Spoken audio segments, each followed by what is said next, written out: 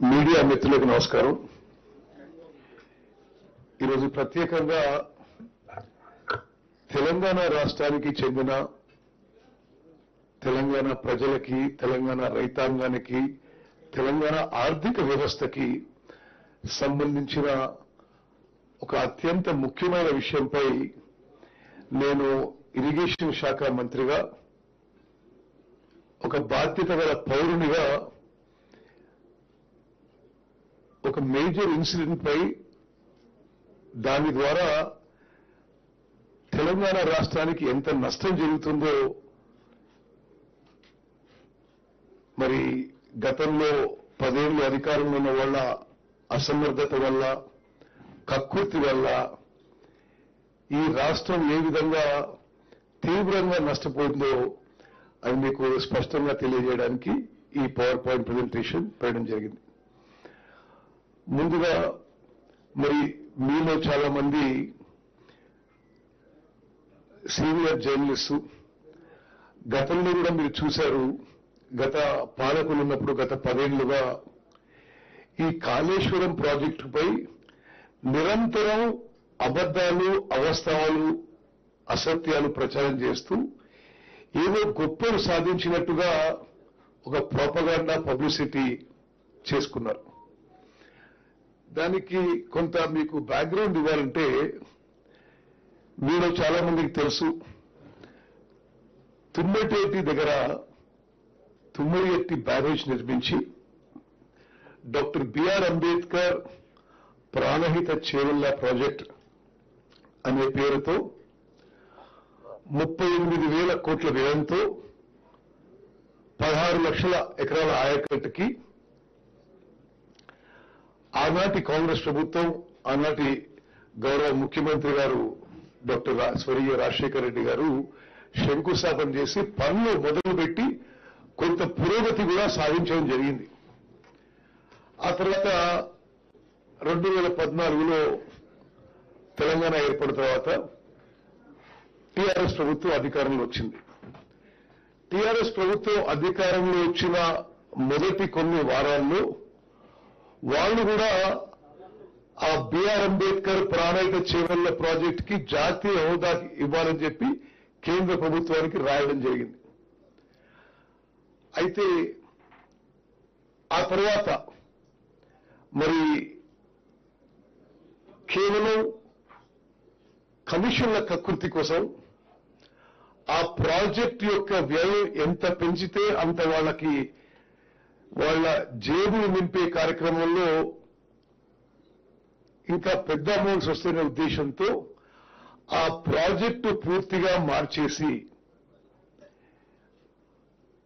తుమ్మడిఎట్టి దగ్గర కట్టాల్సిన బ్యారేజు ఒక్క లిఫ్ట్తో, చిన్న లిఫ్ట్తో ఎల్లంపల్లికి నీళ్లు నింపే ఆ ప్రక్రియలో పూర్తిగా మార్పు చేసేసి మేడిగడ్డ దగ్గర 100 మీటర్ల హైట్ కి బ్యారేజ్ కట్టడానికి వాళ్ళు ప్రాజెక్టు రీడిజైన్ చేసి రీఇంజనీరింగ్ చేసుకుని పనులు మొదలుపెట్టారు.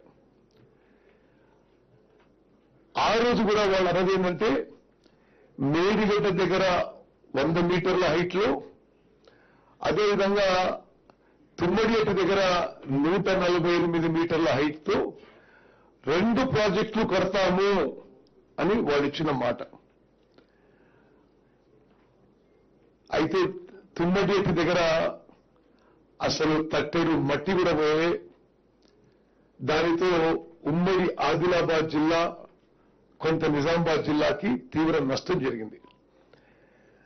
సరే, వాళ్ళు ఆ మేడిగడ్డ బ్యారేజ్ పనులు మొదలుపెట్టడం, మేడిగడ్డ, సుందిల్ల, అన్నారం బ్యారేజీలు కట్టి 3 స్టేజ్ పంపింగ్ అండ్ లిఫ్టింగ్ ద్వారా ఎల్లంపల్లి నీళ్లు తీసుకొచ్చి మళ్ళీ పైకి నీళ్లు తీసుకొచ్చే వాళ్ళకు డిజైన్ చేశారు. వాళ్ళ హయాంలోనే, వాళ్ళు అధికారంలో ఉన్నప్పుడే మేడిగడ్డ బ్యారేజ్ కూలిపోయింది.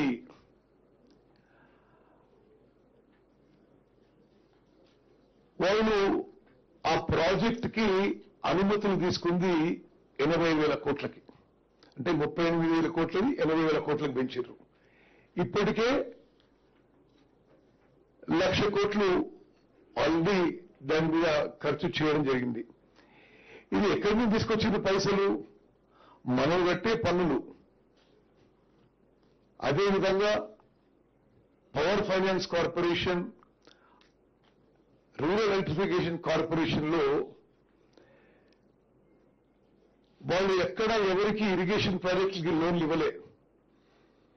తెలంగాణ రాష్ట్రంలో costly high interest short term loans తీసుకొచ్చారు కాళేశ్వరం ప్రాజెక్టుకి. ఈ 3 బ్యారేజీలు కట్టారు. సరే, వాళ్ళ హయాంలోనే డిజైన్ అయింది, వాళ్ళ హయాంలో నిర్మాణం జరిగింది, వాళ్ళ హయాంలోనే కూలిపోయింది. ఇది నిస్సందేహం, ఇది అందరికీ తెలిసిన విషయమే. ఆ బ్యారేజ్ కూలిపోయింది వాళ్ళ హయాంలోనే. నేషనల్ డ్యామ్ సేఫ్టీ అథారిటీ ఆ కూలిపోయిన బ్యారేజ్ చూడడానికి వచ్చింది వాళ్ళ హయాంలోనే. మొదటి రిపోర్ట్ ఇచ్చింది వాళ్ళ హయాంలోనే. ఇది డిజైన్, కన్స్ట్రక్షన్ అండ్ ఓఎన్ఎంలో ఆపరేషన్ మెయింటెనెన్స్ లో లోపాలున్నాయి, అందుకోసమే కూలిపోయిందని చెప్పి స్పష్టంగా వాళ్ళ హయాంలోనే ప్రాథమిక రిపోర్ట్ ఇవ్వడం జరిగింది. సరే, ఆ తర్వాత మేము అధికారంలోకి వచ్చి మరి భారతదేశంలోనే డ్యామ్స్ అండ్ బ్యారేజెస్ మీద అత్యున్నత నైపుణ్యం ఉండి, స్కిల్ ఉండి, నాలెడ్జ్ ఉండి, టెక్నికల్ నాలెడ్జ్ ఉండి ఉన్న పార్లమెంట్ లో చట్టం ద్వారా ఏర్పడ్డ నేషనల్ డ్యామ్ సేఫ్టీ యాక్ట్ ద్వారా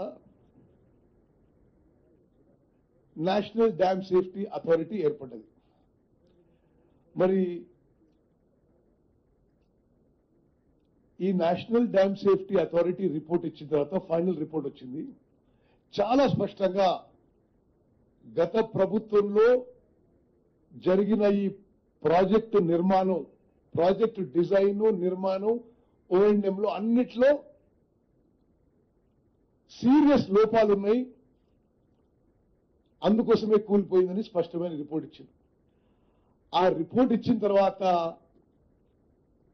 ఎవరైనా ప్రజా జీవితంలో, రాజకీయంలో బాధ్యతగా ఉంటే సిగ్గుతో తల వంచుకొని క్షమాపణ చెప్పాల్సిన పోయి అసలు ఎన్డీఎస్ఏ ఎవరు, అసలు ఇది వాళ్ళెవరు, వీళ్ళెవరు రిపోర్ట్ ఇవ్వడానికని ఒక వికృతమైన, వికారమైన విమర్శలు మొదలుపెట్టారు.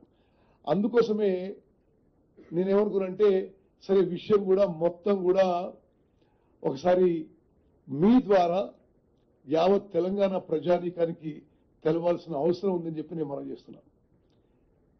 ఒకటి, ఆర్థిక భారం రాష్ట్రం మీద ఇప్పటికే 1,00,000 కోట్లు వ్యయం దాటింది. ఇప్పుడున్న అంచనా మేరకు ఆ ప్రాజెక్టు పూర్తి చేయడానికి 1,50,000 కోట్లు పడుతుంది. ఇప్పటికి తీసుకున్న అప్పుకే సంవత్సరానికి ఇరిగేషన్ శాఖ ఈ అప్పులు, ఈ ఇంట్రెస్ట్, ఈ ప్రిన్సిపల్ రీపేమెంట్ కి సంవత్సరానికి 16,000 కోట్లు కట్టాల్సి వస్తుంది. తుమ్మడీటి నుంచి మేడిగడ్డకి లొకేషన్ షిఫ్ట్ చేయడం కూడా పూర్తిగా ఒక పొరపాటు, గ్రాస్ ఎర్రర్. మరి అది షిఫ్ట్ చేసి అక్కడికి వెళ్ళి కడతామని చెప్పి ఇప్పుడు అది కూడా కూలిపోయింది. ఇప్పుడు వాళ్ళు పెద్ద పెద్ద మాటలు మాట్లాడుతున్నారు కాబట్టి to set the record straight, Telangana ప్రజానీకానికి మొత్తం వాస్తవాలు తెలియజేయడానికి ఈ యొక్క ప్రెజెంటేషన్.